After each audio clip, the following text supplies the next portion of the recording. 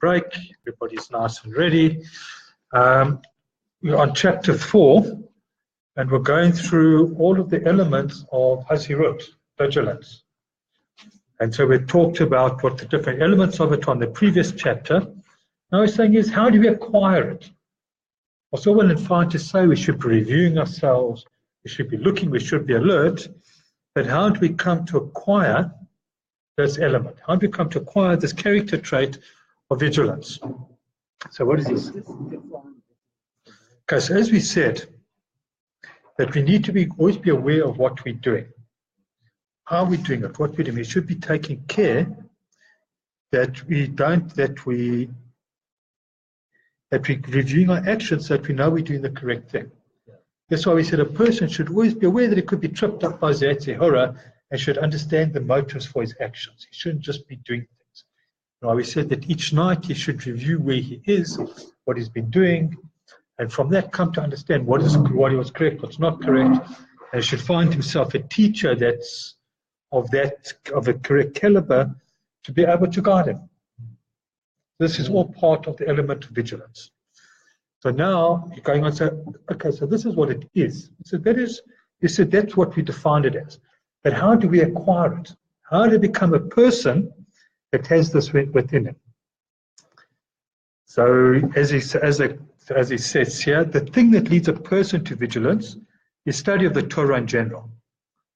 It says this is what Rabbi Pinchas said in the beginning of the Brisa, Torah Meviah Lidai Zehirus. Torah leads to vigilance.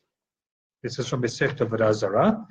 In particular, what leads to this is reflecting the gravity of the divine service man is obligated to perform and how probingly it is judged. The part of that you're saying is that we need to understand how important it is to keep the Torah, and that we're facing the true judge. It's not a judge that's going to overlook anything. It's a judge that sees and notices everything that's going to happen.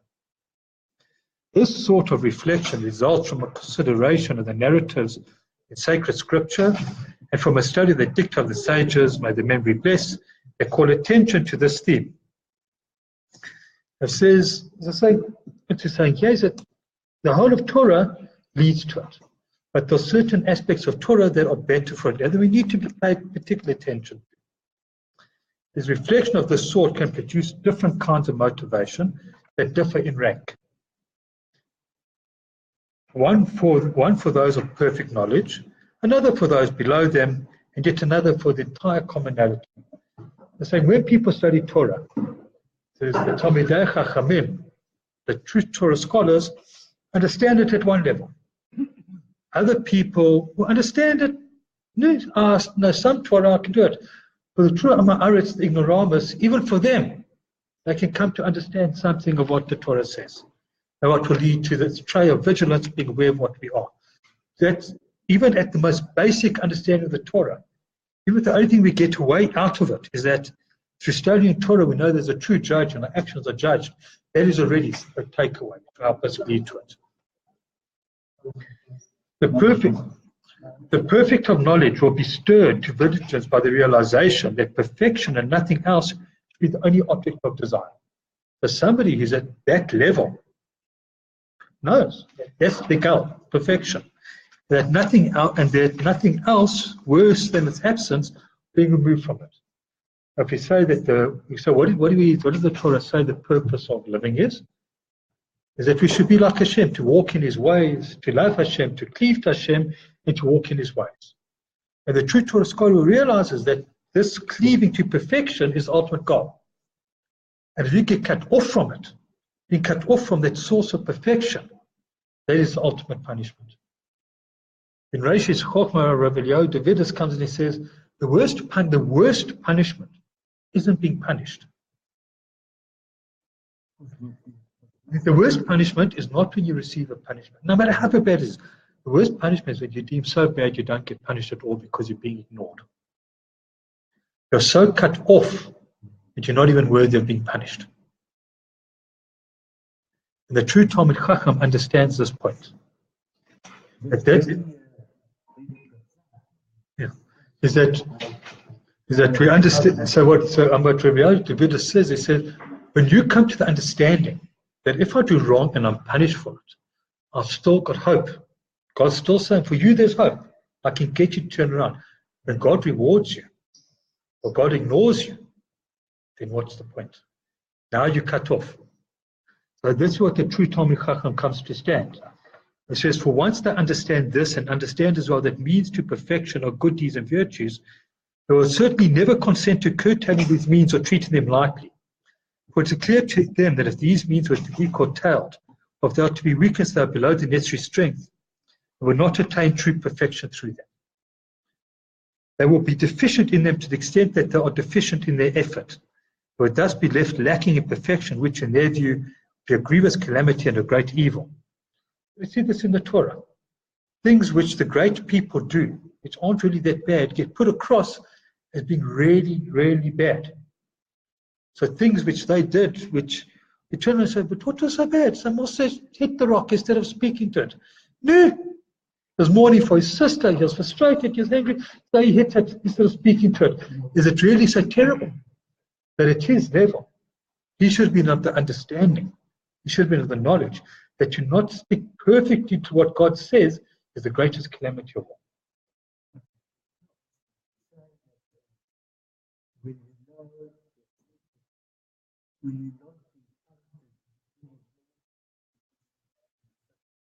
You cut yourself off, yeah. Yes, you can always do Teshuvah. You are never ever cut off from Teshuvah. But as it's, and you find in Shiur Teshuvah by Rabbi Yonah of Garondi, he says, what is the biggest gift God gave to the world? The ability to do Teshuvah. He says, where else do you find anywhere that you can completely read right and undo what was done in the past? Teshuvah gives you that ability. If you're suddenly finding that you realize I'm doing all this evil, I'm doing all this terrible, and there's no punishment, and there's no reward, and I'm getting reward. Okay, I'm getting my reward in this world for the world to come. I'm out of hope. I better do something. If you can come to that realization, then you're in a good place. There might be people in the family and they don't know. Yeah, but that's not the situation we're talking about here. Here we're talking about a person who knows they're doing an Avera. Yeah.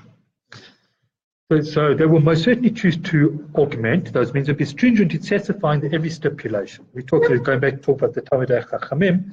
They'll neither rest nor relax, lest they lack what could lead them to the perfection they so desire. This is the sense of what King Shlomo, or Melech Shlomo Melech, said, happy is the man who is never without fear. Of which our sages, may their memory blessed, said in explanation, this refers to the words of the Torah. So they're not worried about transgressing. So you'll actually find that at that point, Rashi says this applies it to study. As long as you study, but the Ramchal, I mean, he's saying it's replying it to the world of doing. The ultimate form of this, therefore, is called fear of sin, which is one of the most laudable of traits. Because if a person has been constantly fearful and concerned, lest he have some trace of sin that will keep him from the perfection for which he is obligated to strive. Of this, our sages, Zichron Livrocha, said, speaking figuratively, this teaches that each denizen of the world to come is singed by his fellow's canopy. So what is it? I mean, that seems, what is it? When it talks about this in Baba Basra, in the world to come, each person is surrounded by their good deeds, by the things they did. And when you're standing somebody else and you perceive them to have a greater canopy than you burn with shame. The burning of Gehinnom, the burning in the world to come, is not burning literal. Because you don't have a literal body. There's nothing to burn. But it's like if you think of facing, when you are younger, facing a teacher, facing a boss, and you've done something wrong, and your face heats up, and you feel like that burning sensation. To a soul, that is the ultimate punishment. They say, so when you stand in the world to come and you failed to do stuff you should have done, and you see that the people around you did do it, that is when you feel that burning. You're singed by their canopy. This results not from envy, which occurs only in imperfect intellect, but from seeing oneself lack the level of perfection he could have attained. Again, we're saying each person according to his own merit and his own ability. I can see Moshe there with perfection. I will not be ashamed. I was not Moshe.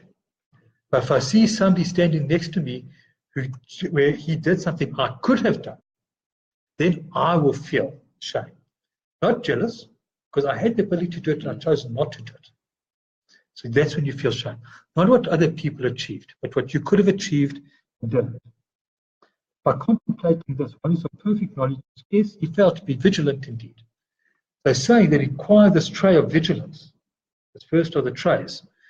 For the person, for the Talmid Chacham, for the person who knows his Torah, through studying Torah and coming to understand Torah, he is going to want to achieve perfection. He's going to try to be perfect and adhere to every single little thing so that he knows his place in the world to come will be one of honor and he will not be feeling shamed. So for him, that contemplation, that is what works for him. But for those, nobody's ever perfect. There's a famous discussion. I forget when the Talmud it is. But Rebbe turns around, he says, I'm amongst the Banyonim.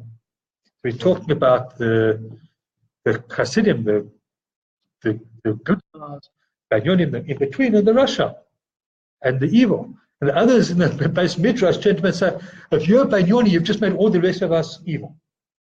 But the rest of us Rasha'im. How can you call yourself a Banyoni?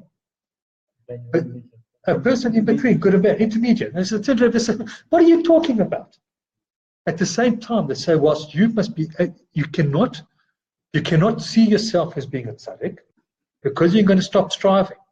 And neither should you go and put yourself too low that you cause other people not to try. Rebbe turns around and says, I'm on your Banyoni. Everybody's saying, wait, that means we Rishayim. Rebbe, you can't say that. You can consider that of yourself to push you to strive. But don't say it and then cause other people to sin because now they give up hope. So nobody ever achieves perfection, but you should be, the saying is for the Talmidei Chachamim that have the knowledge, they should be striving for perfection. The difference between trying to achieve and what we do achieve. So the Ramchal continues, but for those low in rank, the motivation will be commensurate with what they can appreciate, namely the honor that they crave.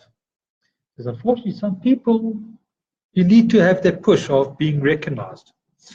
For it is commonly accepted among all men of religion that the various ranks allowed in the true world, namely the world to come, accord only with one's good deeds. Only someone whose good deeds exceed those of his fellow will rank above him, while someone whose deeds are few will rank below him. How then can a person possibly be heedless of his deeds or slacken his efforts in this realm, if so by doing will certainly suffer distress later, when he can no longer straighten out what he has made crooked? They're saying maybe the way to motivate people aren't the tzaddikim. The tzaddikim can be motivated by saying, strive for perfection. People at a lower rank, maybe remind them that the rank in the world to come, where they will be, is based on what they achieve in this world.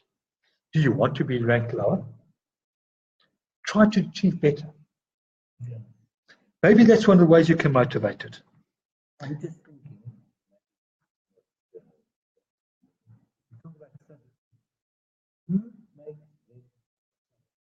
The actions. No, so this is the thing, is you don't turn around and say, I'm a tzaddik. If you turn around and say, I'm a tzaddik, you're not a tzaddik. Yeah. So ultimately, hopefully all of us are striving for perfection. You don't need the next level of motivation. No. We strive for it. We can't achieve it, only God's perfect, but we can strive. So the Ramchal is saying, how do we acquire this trait of vigilance? If we understand that our role is to strive for perfection, to the doing of the Torah, for good deeds, to Gemilut Chasidim, to the helping of others, if we can achieve, that's the ultimate best way. Because then there are those that aren't at that level, and for them, maybe if they understand that their place in the world to come and the honor they'll achieve in the world to come is based on achieving this world, they'll be careful with what they do in this world so they can achieve that level in the world to come.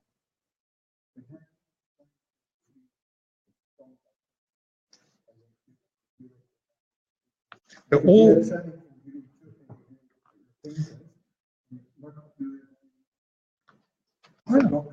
everybody's obligated to give tzedakah. Why in the days of the temple was an obligation to give half a shekel? It wasn't a shekel. It wasn't 10 shekels. It wasn't money, 100 shekels. You gave half a shekel. Because the lowest beggar could give half a shekel. Not that you weren't showing you it, but every single person could give. Every single person counted as part of the community. So if you're a poor tzaddik or a rich Amaretz, made no difference to give half a shekel. After that, your other obligations, sure, 10% of your income, which goes to the poor. But even the poor gave 10% of the income to other poor. It's not a fixed amount. It wasn't you have to give 2,000 rand a month. That's you got 200 rand, you give 2 rand. So you got 20 rand, you give 2 rand. You got 2,000, 200 rand, you give 20 rand. You give according to what you've got. What you can afford. Yeah, that's what the half shekel. Yeah, but at the same time, it also emphasized the equality across the entire nation. Nobody could give more and count more. And no matter how much you gave, you still counted half a shekel's worth. It made no difference. Yeah, it was tzedakah. So they'd have a box which you put your half shekel in, another box for other tzedakah. So put your half shekel in there, put your 100 shekels into there. That's the one which one was used to buy the communal sacrifices? Half a shekel. That bought the animals, the communal sacrifices. The way they did it, that you couldn't say it was my shekel, they'd have a big thing without looking, they'd dip a mug in and pull it out, and here's my bucket of shekels to go buy today's animals. You don't know whose shekel it was, you don't know whose it was. Everybody's contributed to it. Everybody's contributed to the same amount to the daily sacrifices in the temple.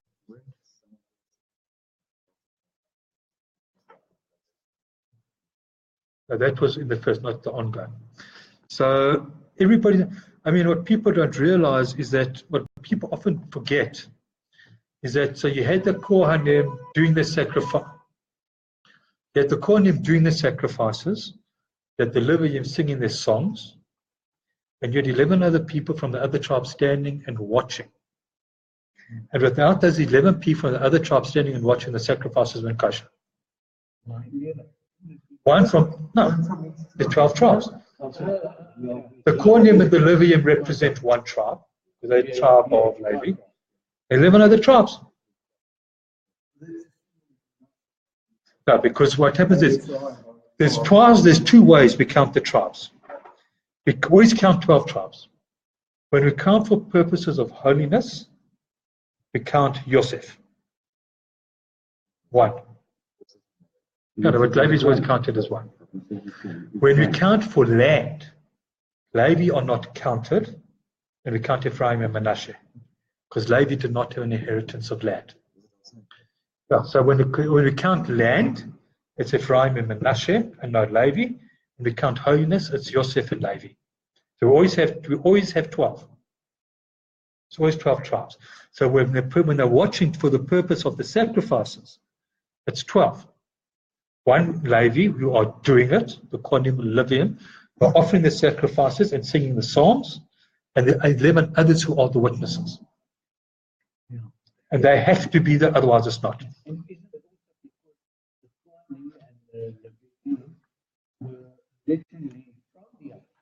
they're part of the other tribes. Right? And they are. They're still part of it. No. The Kohanim were from the tribe of Levi. There's descendants of Levi. Yeah.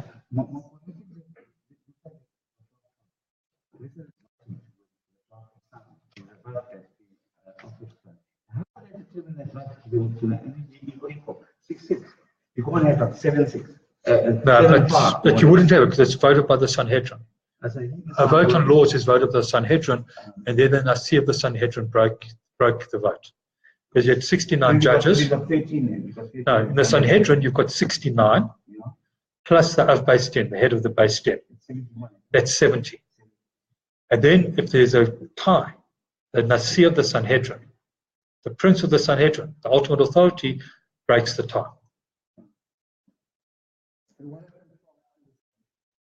There's a Shah Knesset HaGadol, which worked on the same basis. And before that, you had the 70 elders. And Moshe was the breaking vote. And after Moshe, it was Joshua. But there was always, and then it was the senior judge. There was always one of the judges that was effectively They weren't called the Sanhedrin, but it was effectively the same system.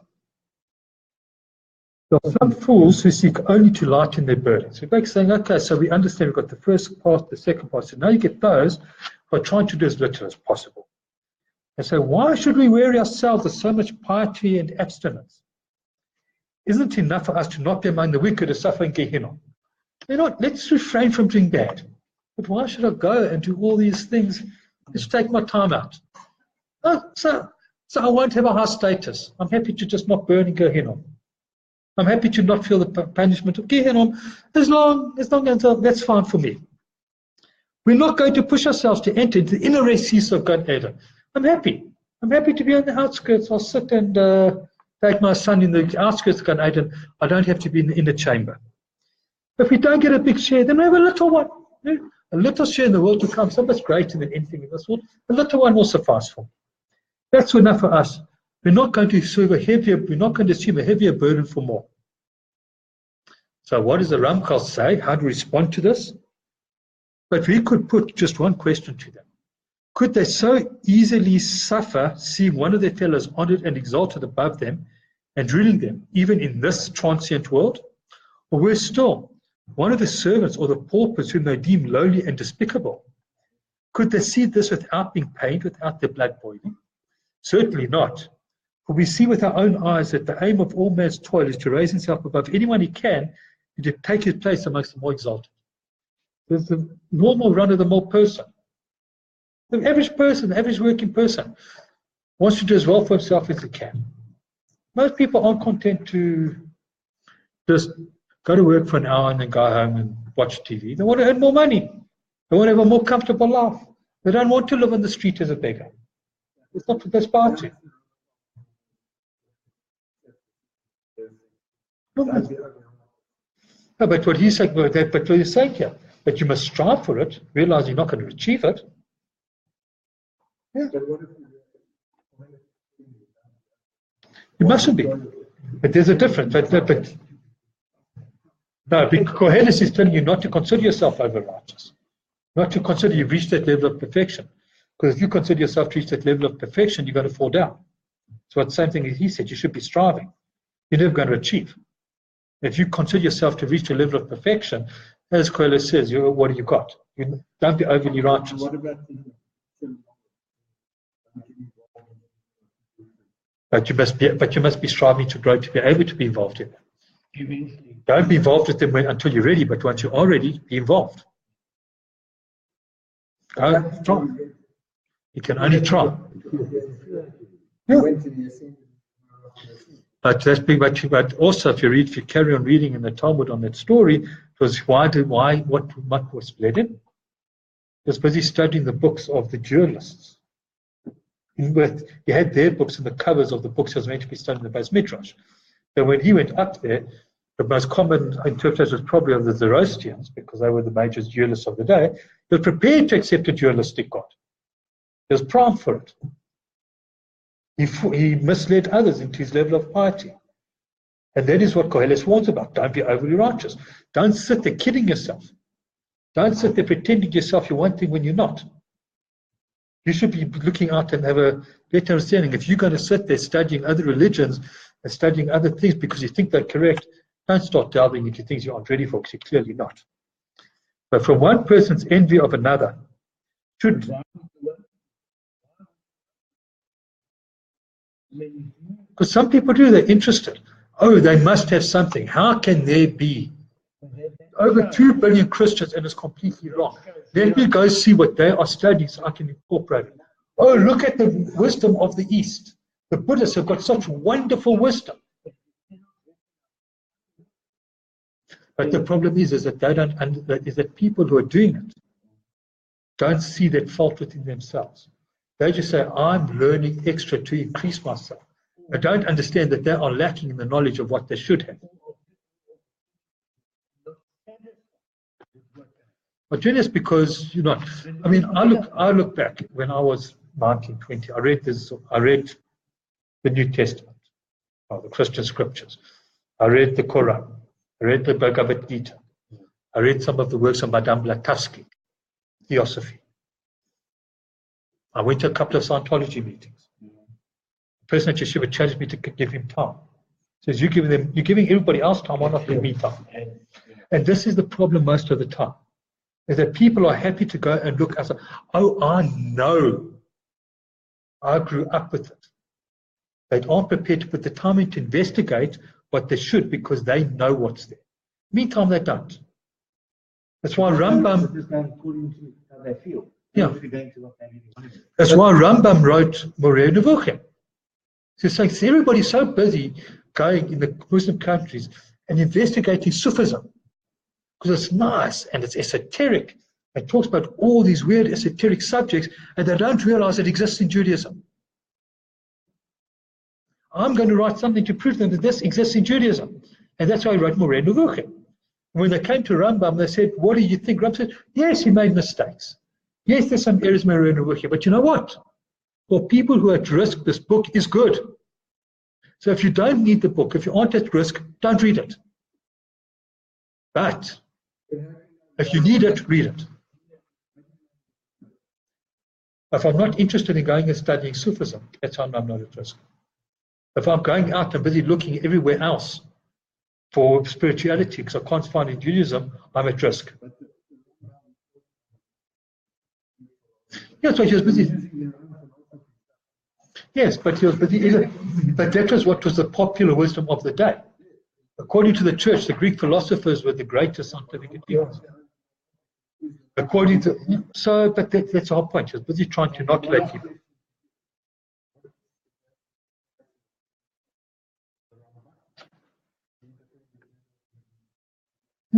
So anyway.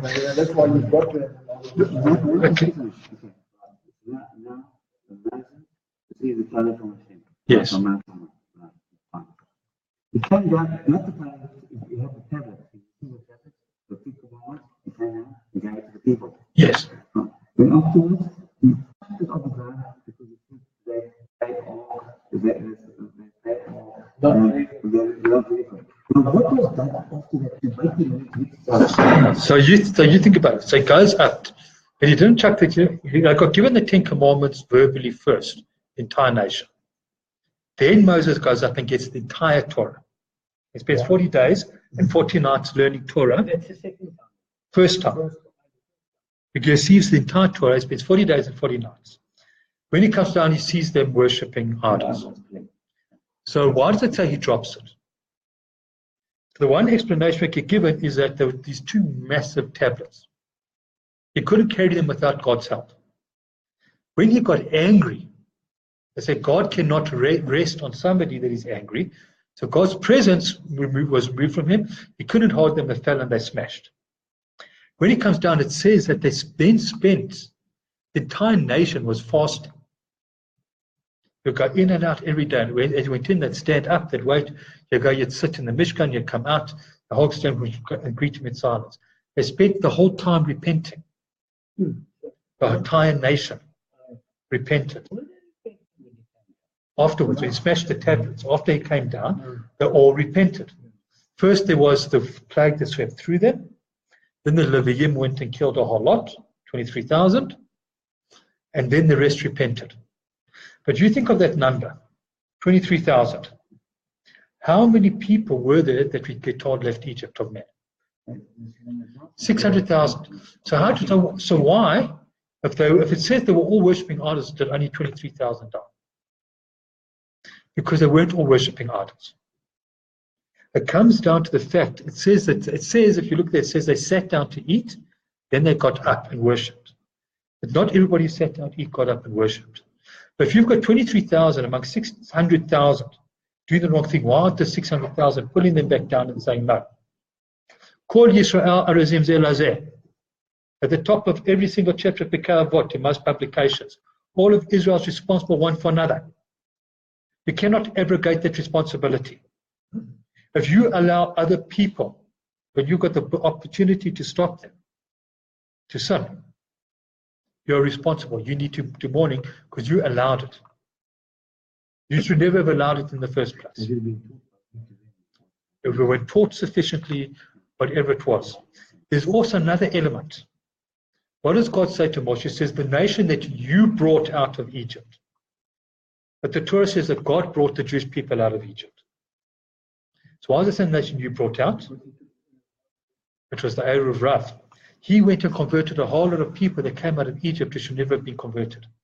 Because why are they coming out of Egypt with them? They were scared. Or else, look how strong their God is. He broke all the other gods. So I'm going to follow this God as the strongest God. There's no real belief. They were the ones who protested, we don't have water. Those who protested, we don't have meat. They were saying, let's go back to Egypt. We had lots to eat there.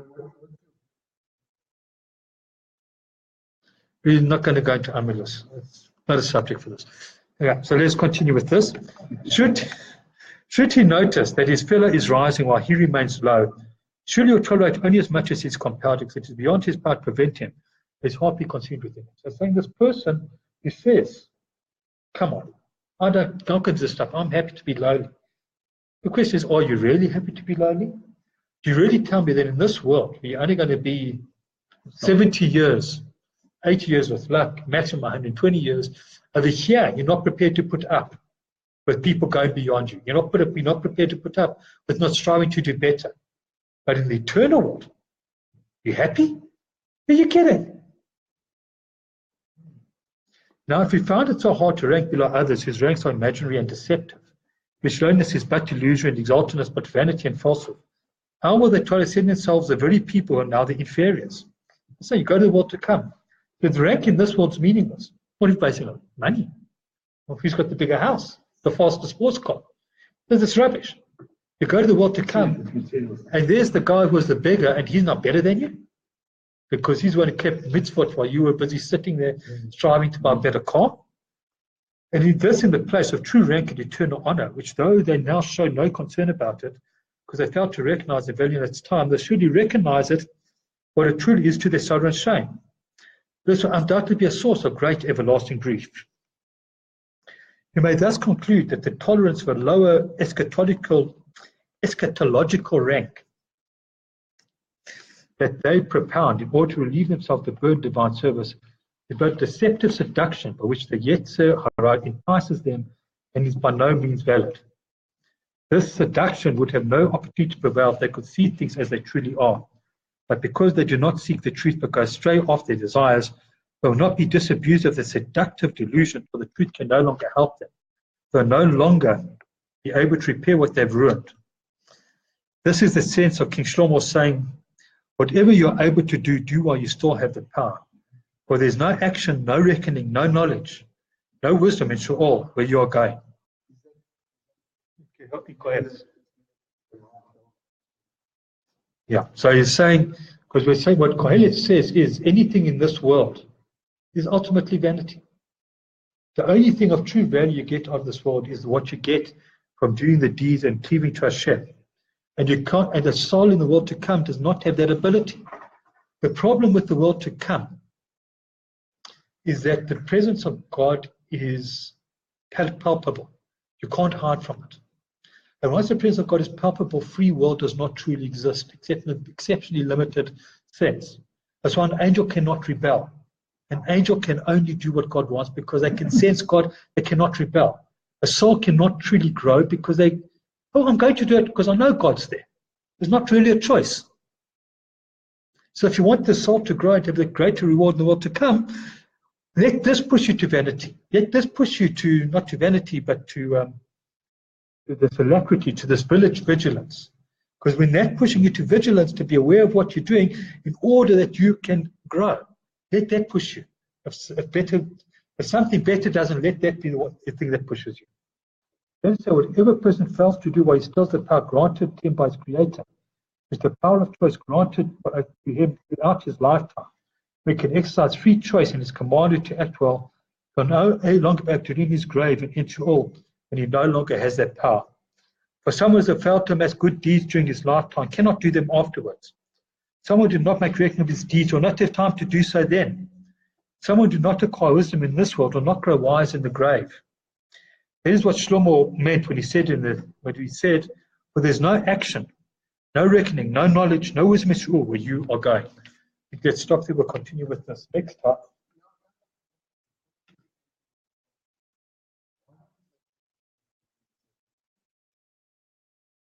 which is talking about that ultimately striving to achieve the greatest level of Kedusha.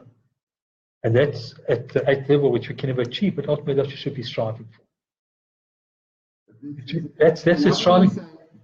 It's the same thing. Why was the Torah given on the 50th day?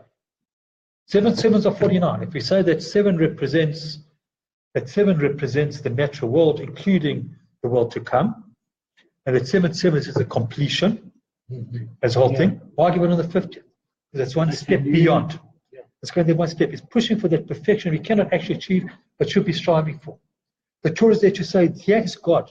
God is that 50th level of Kedusha. You can't achieve it, but you should be striving for it. You should be saying, yes, it's beyond your ability. You can't achieve that 50th level of Kedusha. Not even Moshe could achieve it.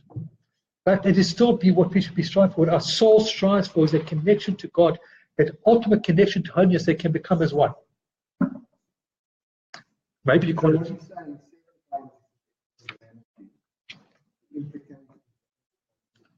The 8th one isn't, but the 8th one you can't really achieve. It should be, we're looking at, we're trying to get that ultimate level of perfection. We want to strive for it. We want to achieve it. Whether we can or can't, maybe in the time of Mashiach we'll be able to. Because then once again we're restored to the point where the Yetzer Tov is what drives us rather than the Yetzer Ra. But until that point, until we've got Mashiach in this world, we can strive. We must aim for it. We must push ourselves. But we must not be upset when we don't achieve it. It doesn't matter.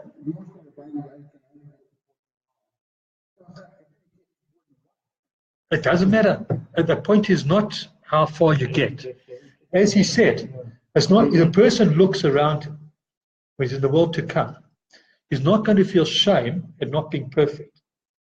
The person that was perfect, that's sitting there in the center of Gan Eden, and is sitting there, and he's in the Holy of Holies of Gan Eden, you're not going to be jealous of it. He's at a point I could never reach. The person next to me, who did that one thing more than I could have done, that person will make me feel shame. Because it's according to what we can achieve, what our ability is. The Torah is put in the world not for the perfect. The Torah is not put in the world to say, if you can't do it, don't do it. The Torah is put in the world for the imperfect, for human beings. To say, this is the template you should use. Do what you can, achieve what you can. And move on from there.